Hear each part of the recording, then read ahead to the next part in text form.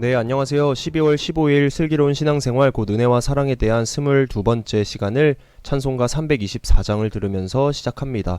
오늘도 함께 나누는 말씀을 통해 각자의 처소에서 동일한 하나님의 은혜와 사랑이 가득하시기를 먼저 축복하고 소망합니다. 오늘 본문 말씀인 마태복음 16장 21절로 28절 말씀을 같이 읽어보겠습니다.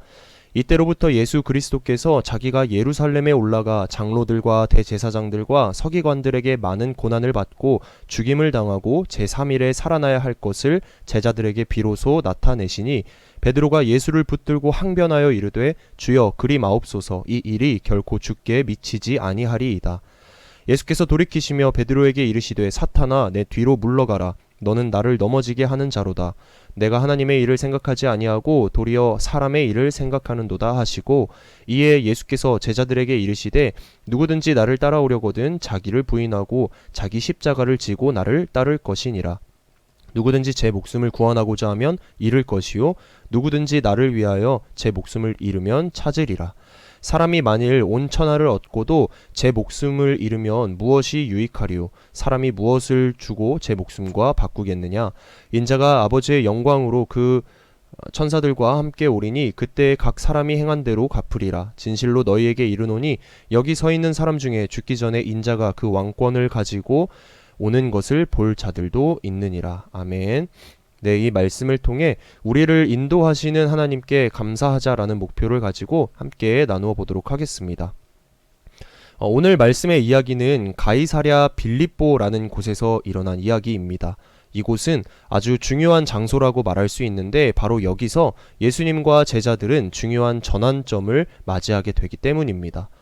당시 가이사랴 빌립보는 디베리오라고도 하는 황제를 기념하기 위해 분봉왕 헤롯 빌립이 재건한 곳이었습니다. 이 가이사랴라는 도시 이름은 이 티베리우스의 이름에서 따온 건데요.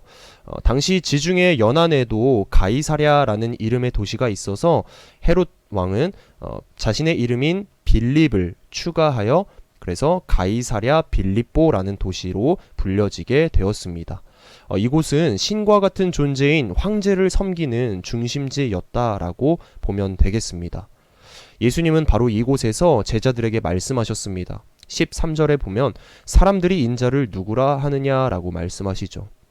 이에 제자들은 14절 이르되 더러는 세례 요한 더러는 엘리야 어떤 이는 예레미야나 선지자 중에 하나라 하나이다 라고 대답합니다. 그러자 이제 질문은 사람들의 이야기가 아닌 제자들 자신의 생각을 묻는 것으로 바뀝니다. 15절에 보면 너희는 나를 누구라 하느냐. 이에 으뜸 가는 제자였던 베드로는 예수님에 대한 가장 완벽한 신앙 고백을 하게 됩니다. 16절이죠.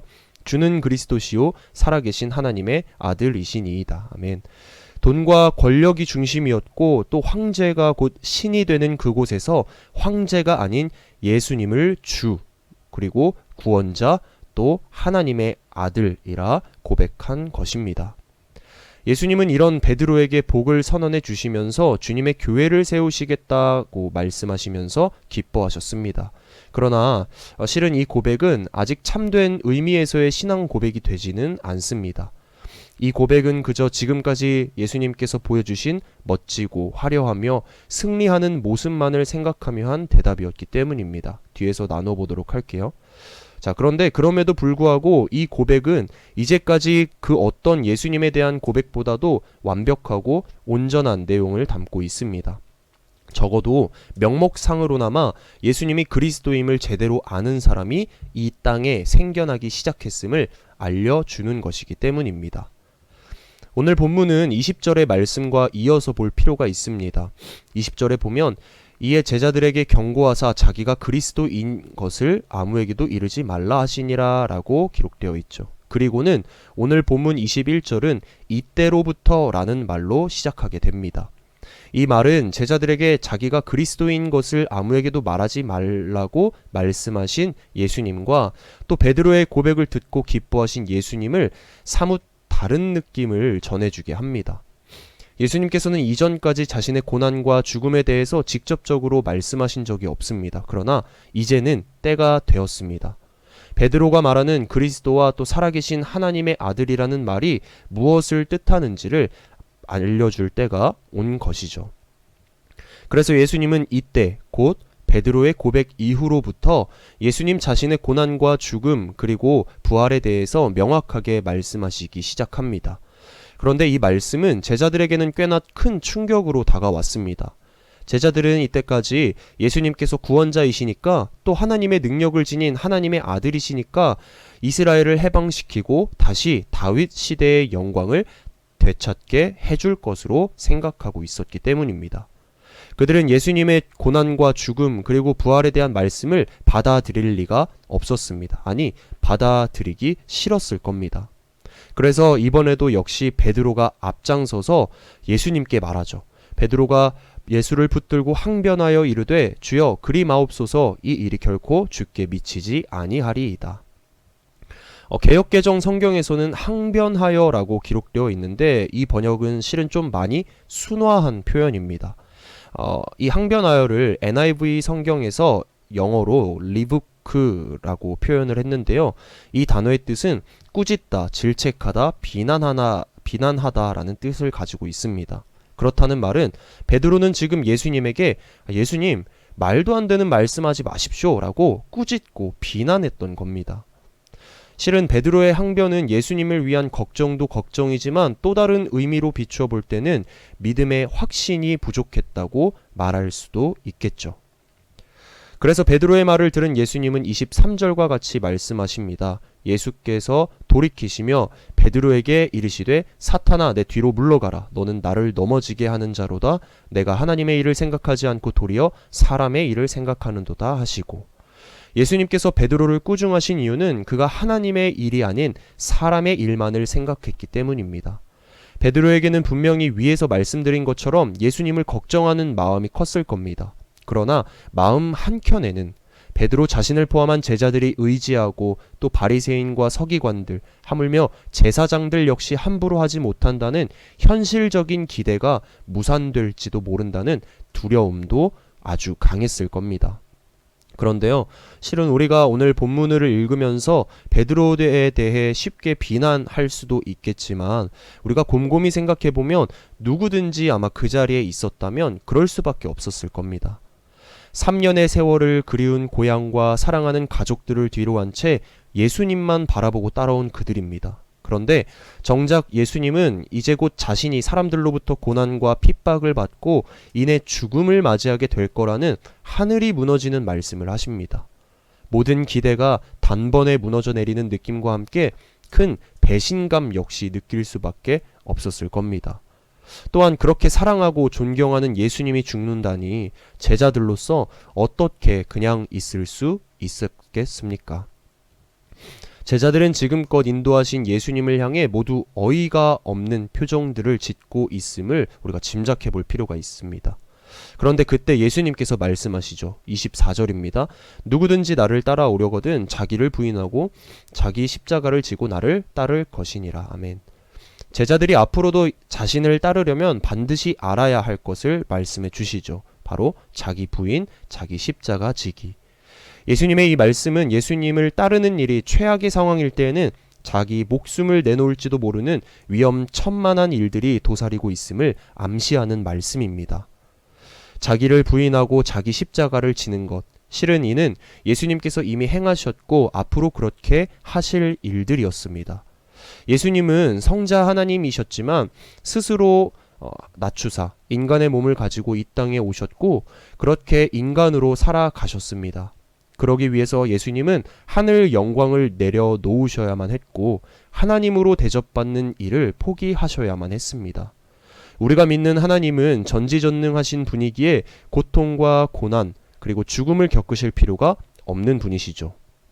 온 우주를 창조하시고 그 안에 모든 것을 다스리시고 주관하시는 위대한 분이 우리가 믿는 하나님이시지 않습니까? 그러나 우리를 너무너무 사랑하셔서 그렇게 보잘것없는 인간의 몸으로 오셔서 스스로를 제한하셨던 것입니다. 또한 예수님은 자기 십자가를 지시기 위해 이 땅에 오신 분이죠. 전혀 죽으실 필요도 없고 결코 죽으실 수 없는 분이 십자가를 통해 자신을 내어주셨습니다.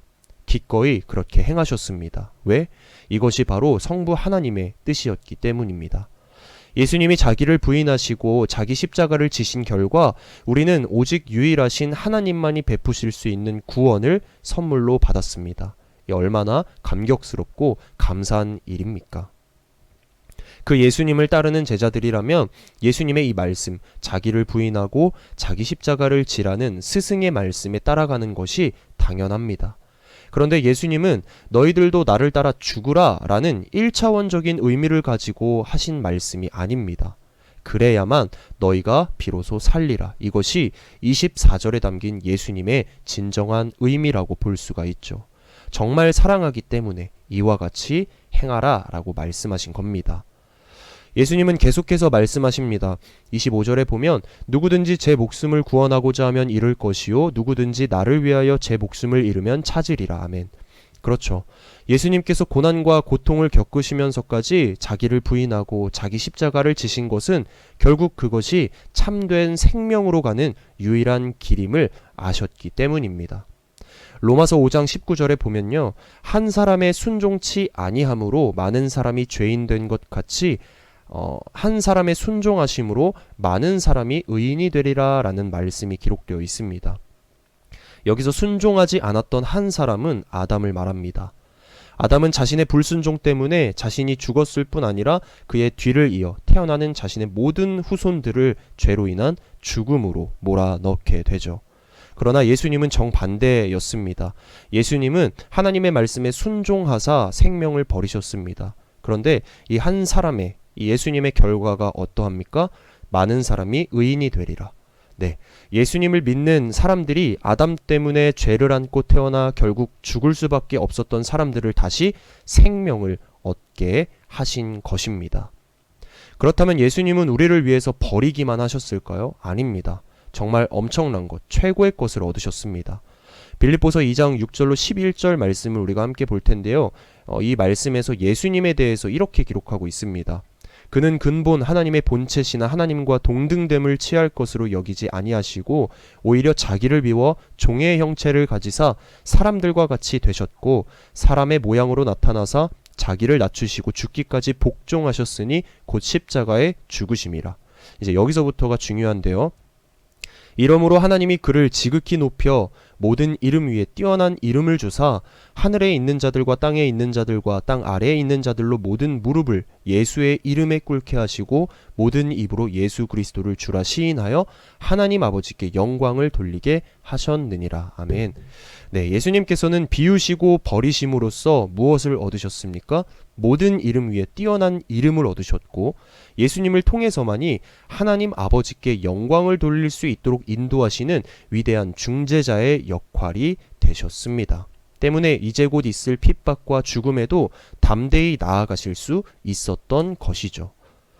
예수님은 계속해서 제자들에게 말씀하셨습니다. 26절에 보면 사람이 만일 온 천하를 얻고도 제 목숨을 잃으면 무엇이 유익하리요? 사람이 무엇을 주고 제 목숨을 바꾸겠느냐? 여러분, 세상에서 가장 중요한 것이 무엇입니까? 내게 없으면 절대로 안 되는 것이 무엇일까요? 바로 나의 생명 아닙니까?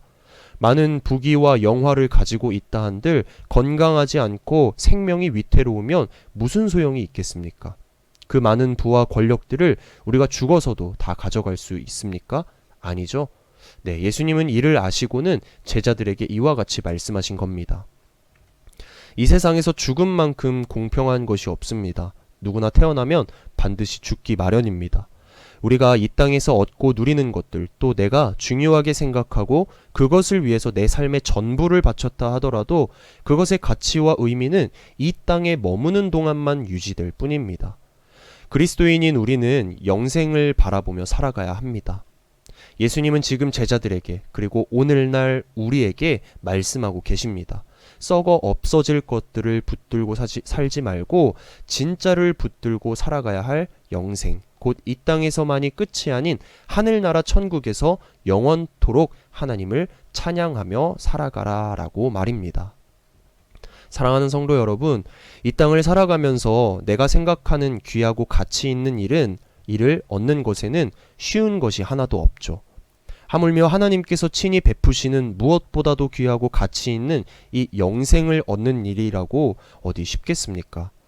자기를 부인하는 것과 자기 십자가를 지는 일은 분명 그리스도인인 우리도 지기에는 꽤나 고민되는 일이고 두려운 일입니다. 그러나 하나님과 나 사이를 이어주시는 유일하신 예수 그리스도가 내 주요, 내 구원자라는 이 믿음의 확신을 가지고 나아간다면 우리가 주님 다시 만나는 그날 우리는 그 무엇과도 비교할 수 없는 가장 큰 즐거움과 더불어 가장 큰 상을 받게 될 것입니다.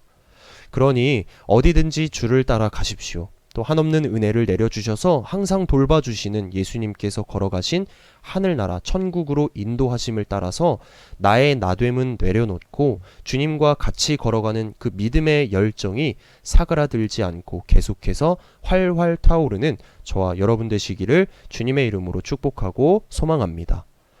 오늘 우리가 앞서 나눈 찬송가 324장 예수 나를 오라 하네, 이 찬송의 작곡은 미국의 존 노리스 목사, 또 작사는 구세군 사관 어네스트 블랜디 목사가 담당했습니다. 어네스트 블랜디 목사에 대한 기록은 많지 않습니다. 단지 1890년에 교회 개척이라는 힘든 길을 택한 후에 이 찬송을 지었다고만 알려져 있습니다. 블랜디 목사는 뉴욕 부둣가에 있는 흑인 슬럼가에 교회를 개척했습니다. 흑인 슬럼가에서 백인 목사가 개척하는 일은 정말 드문 일이었습니다. 각종 위험이 도사리고 있었기 때문이죠. 하지만 블랜디 목사는 위험을 무릅쓰고 이 길을 택한 후에 하나님의 인도하심만을 따라가기 위해 또 따라가겠노라 결단하면서 이 찬송을 지었다고 합니다. 작곡가 존 노리스 목사에 대해서 한번 나누어 보면 존 노리스 목사는 영국 화이트 섬의 웨스트카우스에서 1844년에 태어나 캐나다에서 신학을 공부하고 1868년 이오와 감리교회에서 목사 안수를 받아 열심히 목회 활동을 했습니다. 그가 1882년부터 1901년까지 부흥사로 사역을 감당하는 동안 노리스 목사는 특히 오늘 본문에 속한 마태복음 16장 24절의 말씀이 감명 깊게 다가왔다고 고백하고 있습니다. 마태복음 16장 24절에 보면 누구든지 나를 따라오려거든 자기를 부인하고 자기 십자가를 지고 나를 따를 것이니라. 노리스 목사는 나를 드러내는 것이 아닌 하나님의 영광을 드러내는 삶을 살기를 원했습니다.